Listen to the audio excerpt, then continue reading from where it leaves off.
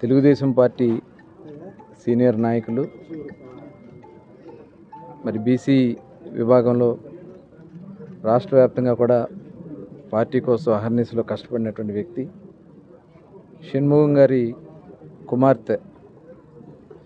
ఆమె కూడా తెలుగుదేశం పార్టీలో చాలా క్రియాశీలకంగా ఉంటూ జిల్లా మహిళా కార్యదర్శిగా సేవలు అందిస్తూ 21వ తారీఖు జరిగిన రోడ్డు ప్రమాదంలో మరి గాయాలై 22వ తారీఖున ఆవిడ చనిపోవడం చాలా దురదృష్టకరం.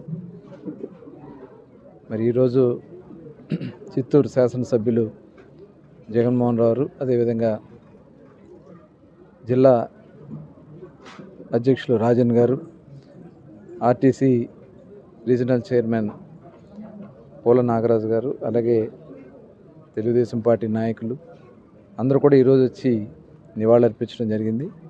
నిజంగా చాలా దురదృష్టకరం.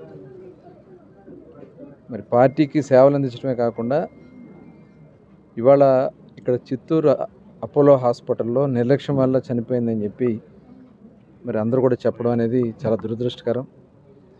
ఇమీడియట్గా ఆ రోజునే హెడ్ ఇంజరీకి డాక్టర్ గారు చూసి స్కాన్ చేసినట్టయితే ఇమీడియట్గా ఎక్కడన్నా హెడ్ ఇంజరీ జరుగుంటే సరైన ట్రీట్మెంట్ ఇచ్చుంటే మరి ఆ పాప బతికేదని చెప్పి మేము భావిస్తూ ఉన్నాను. ఇది చాలా దురదృష్టకరం. చిన్నపిల్లలు చదువుకుంటా ఉన్నారు, వాళ్ళందరూ కూడా తల్లి లేని బిడ్డలు అయిపోయారు.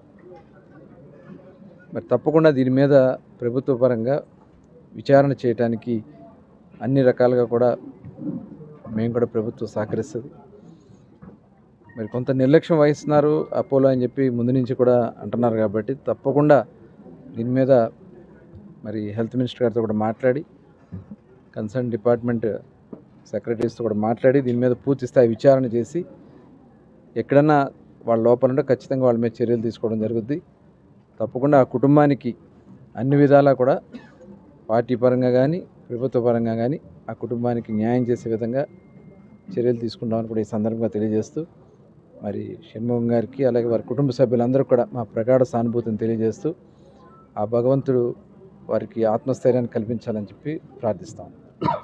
సిఎంసి తిరుపతి చాలా కేసులు ఇలానే నైట్లో అయితే ఎక్కువ తిరుపతి సిఎంసి వెళ్ళిపోతున్నారు సార్. ఇక్కడ స్టూడెంట్స్ ఉన్నారంటే సార్ ట్రీట్మెంట్ డాక్టర్ లేరు అపోలో. అదే అందుకనే పూర్తి స్థాయిలో విచారణ చేయాలి. ఎందుకంటే గౌరవ ముఖ్యమంత్రి గారు కూడా మెడికల్ దాని మీద చాలా సీరియస్గా ఆయన ఎప్పటికప్పుడు రివ్యూ చేస్తూ ఉన్నారు.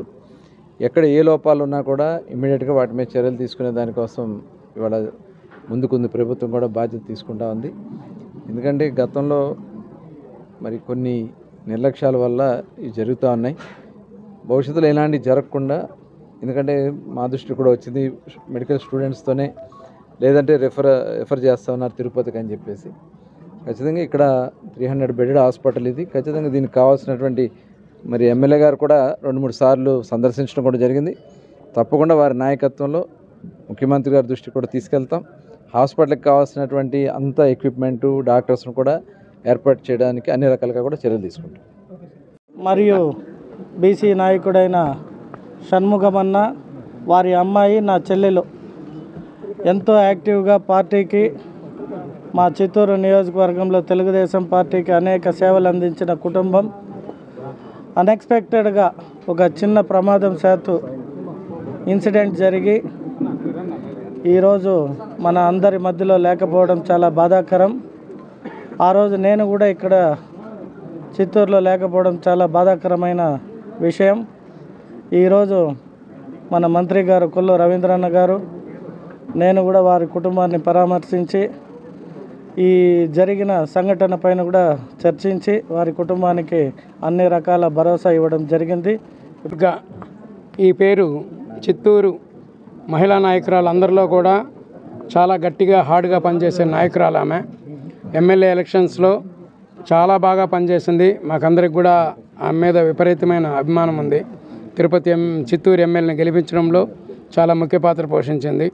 అటువంటి ఆమె చనిపోవడం అనేది యాక్సిడెంట్ ద్వారా చనిపోవడం చాలా దురదృష్టకరం. కొద్దిగా కేర్ తీసుకుంటే ఆమె బతికేదేమో. కొంత నిర్లక్ష్యం అది డాక్టర్ల వల్ల కానీ మన వల్ల కానీ మనం చేసుకోకపోవడం వల్ల కానీ ఇది జరిగింది. చాలా బాధాకరమైన విషయం. ఆమె ఆత్మకు శాంతి చేకూరాలని కోరుకుంటూ జై హింద్.